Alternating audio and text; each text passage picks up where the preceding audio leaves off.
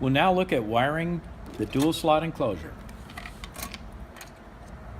Our cable's coming in. This cable is going to be towards the central office or the DSLAM side. This cable is going to go towards the CPE or modem side. Our terminal strips for the A card on the left, for the B card on the right, they're clearly marked for the central office tip and central office ring of the A port, and central office tip and central office ring for the B port on each card. Now for demonstration, we'll wire up the B side. The same procedure as we did on the A side. The central office direction or DSLAM direction, tip and ring. And then we'll have the CPE or modem direction, tip and ring.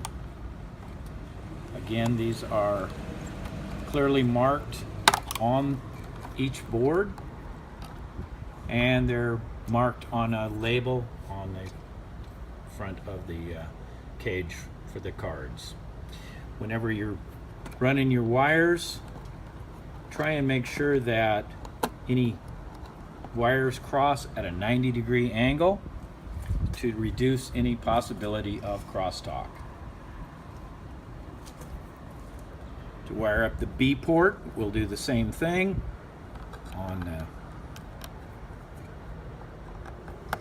Be sure that you get the right screws. If you notice, the screw on the far left is not used and it's marked as ground.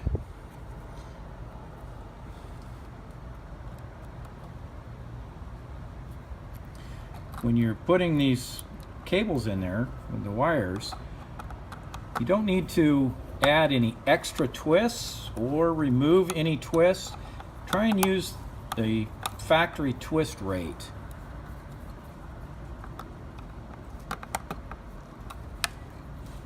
And again, dress your wires up so that anything may cross at a 90-degree angle.